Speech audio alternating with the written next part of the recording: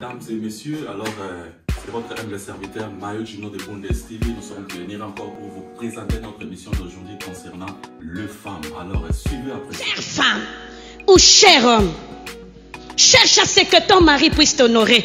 Et pour qu'il puisse t'honorer, surveille ta bouche. Ou encore pour l'homme, s'il te plaît, tu veux être béni sur la terre par Dieu et par les hommes. Honore. Moi, je suis à Soukole la Kobe. Ah, parce que quelqu'un a tiki moana. Papa, papa. Te papa, parce que je me dis que c'est moi Château Rouge, te papa. Ah ouais, bien bon ko sali saba mama te, bon ko sali saba mama te. Yo ba mama akuta na papa c'est pas problème à boy. C'est te maman. Bali ko sali saba mama te partout mama kenda. Bango ba kenda ba mata, ba kenda ba foot.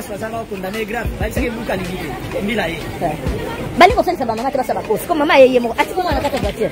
Mais oui ba compliqué. Mo ba za pimbila muta ko buka voiture. Papa tika ndunda na ngai. Ndunda. Na ebi to se mobile nina ngwana. Baninga ba yebi seke buka kaka nini vitre voiture. Aboyi. Alengeli voiture alengela mwana. Ape poto mbila yaka te. Mbila pa ye. Mais bon na ko sama babo so congolais africain ka. Ya yaka congolais te. Te yaka congolais te zaka africain. Yaka mo congolais te zaka mo africain. Biso ba africain to za bezali na to ninga biso nyoso pe.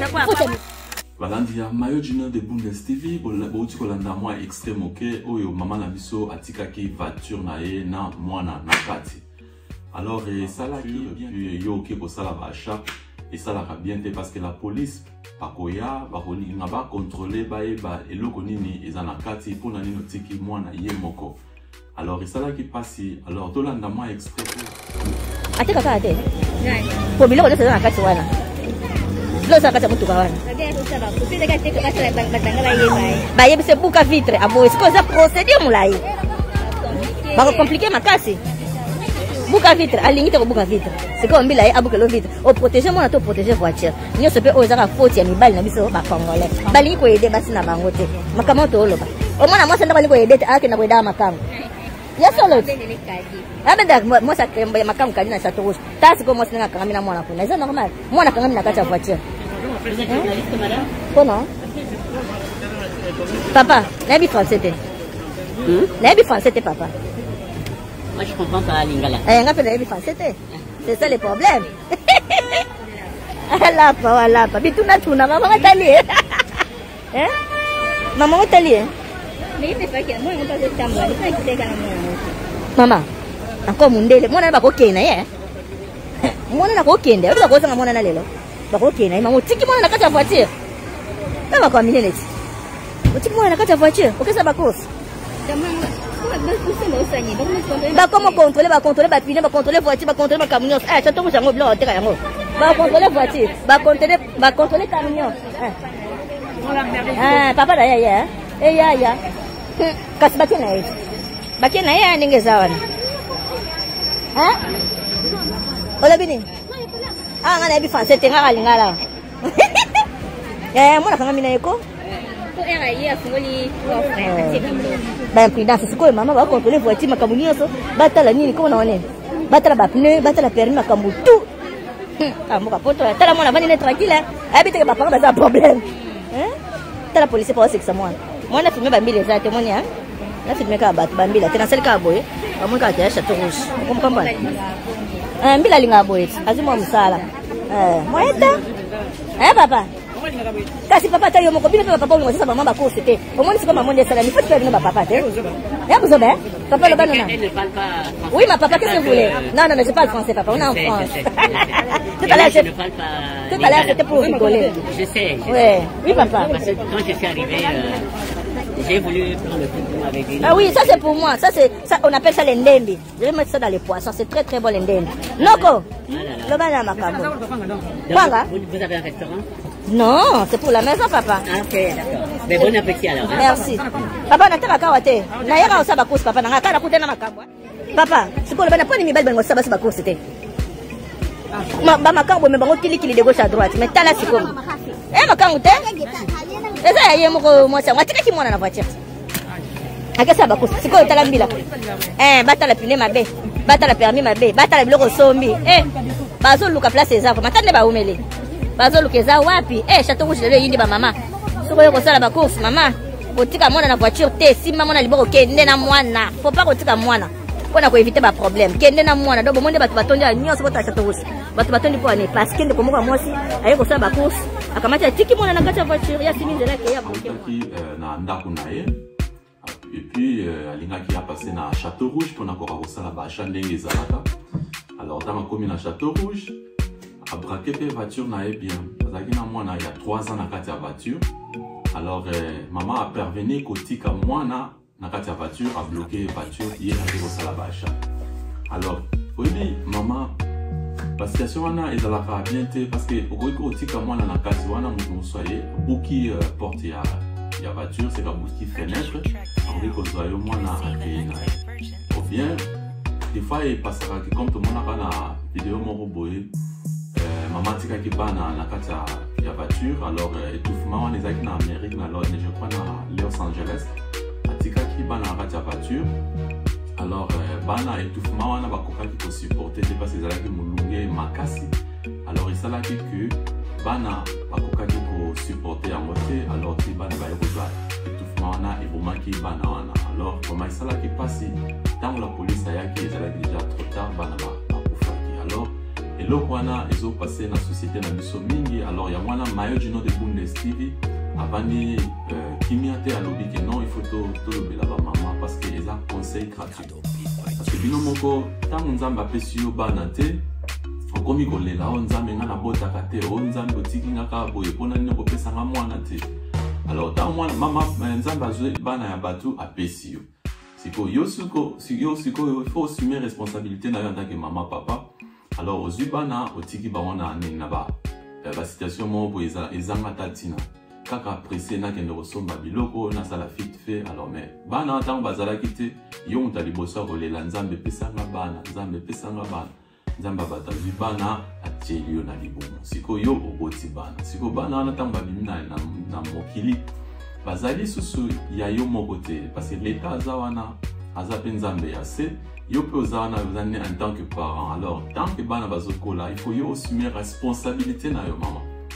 Faut assumer la responsabilité na yo en tant que parent jusque bana bakokola après basali ya bango pe vie na bango. Alors tant que comme ki ba situation moko que non otiki bana na nini wana ndeki torote otiki bana na kati ya voiture oké ko sala ba chat oye kotoyo mbila pe aye ko bima. Alors ba ebisi yo buka porte maman alini ko buka porte. Alors c'est pas bien. Prochainement vraiment maman ndenge ba pesi yo chance wana. Alors prochainement ko sala yango te ko coûter vie na yo très cher parce que bana bakoki ko kufa en étouffement ya voiture parce que même Nicolo tango te chauffage ozokende nini distance moko mulayo yoka net étouffement eza ozalaka obligé ya kokitisa ba vitre pona ozwa mwa pepe. Maintenant bana ceux qui baza bana mike alors net 3 ans 2 ans alors ti ba bébé alors bakoka étouffement wana te et bomaka bana mingi. Ya mwana vraiment bosa l'attention pour passer sous la société na biso te parce que oyo makambo ezo leka mingi na côté na biso ba congolais angolais eza côté wana ba mama baza ba négligente makasi. Alors balingi ko linga kaka mutu ifaza la kaka aider non ezalaka bongo te soki neti omoni ke okende ba chat eza papa aza te ake mosala ou bien ake ba course mosusu ou bien à voyager. Mais ozape yo moko koki kokende kosala ba chat ok ozwi mwana otiki na ndako bien na ndeko na ye aza déjà majeur aza mokolo akoki kotikala na mwana yo oke kosala ba chat. So omoni kotambola na mwana yo moko osume wana osume responsabilité wana komema mwana zwa poussette na ye tia na kati ya voiture et puis ok na ye ba chat tango komi na nini na marché ozwi mwana otie na poussette ok bosali ba chat après ozoni okangi poussette otie na voiture ozoni. C'est très simple.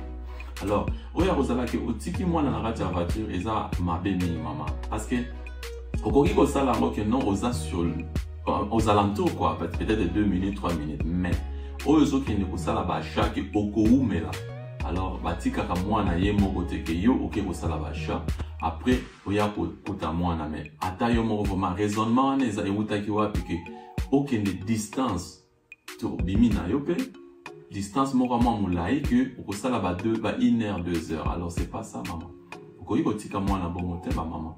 Il faut beaucoup réfléchir quand même. Avant de faire quelque chose, il faut tourner la langue 16 fois. Baloba, bongo.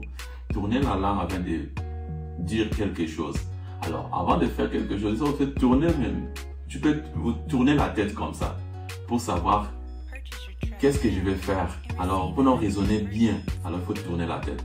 La langue est à la mais si la tête, c'est qu'il faut réfléchir. Alors, il faut vraiment que ça l'attention côté wana parce que maman, si que bah sur contravention, ok na no moi garde à vie na yo pe au lieu moi nini na yo. Alors vraiment, et ça lui passe maman. Alors prochainement, ne répétez pas ça parce que vous allez bien te coûter trop cher. Alors ils allaient qui Mayo Djino de Bundes TV to yak to éclairci ba maman pour na ko tikabana na kacha ba voiture ezali mabe. Alors on va revenir prochainement avec notre programme. Allez, vous avez suivi notre programme d'aujourd'hui, c'était concernant les femmes. Alors, il ne faut pas laisser vos enfants dans la voiture, vous allez faire des achats. Alors, il faut partir avec les enfants. Si vous fermez la porte, la police arrive, il va vous donner contravention. Alors, que ce soit le programme d'aujourd'hui, alors c'était très génial. Alors, je vous conseillerais que vous puissiez vraiment faire attention avec nos enfants. Il ne faut pas laisser les enfants dans la voiture et puis vous allez faire vos achats. Alors, si tu n'as pas un mari, si tu n'as pas un copain, alors il faut faire attention. Il faut chercher quelqu'un pour rester avec les enfants à la maison. Peut-être tu donnes les enfants chez ton ami, alors ça sera bien. Mais il ne faut pas laisser les enfants dans la voiture. Merci. À bientôt.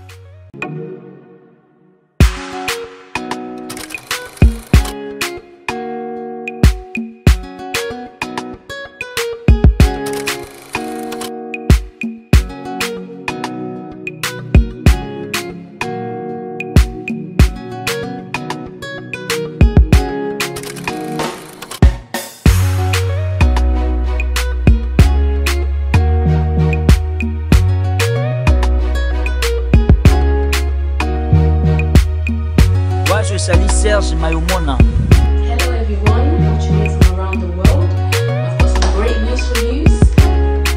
Make sure you subscribe to the YouTube channel. Siko na ekopesa.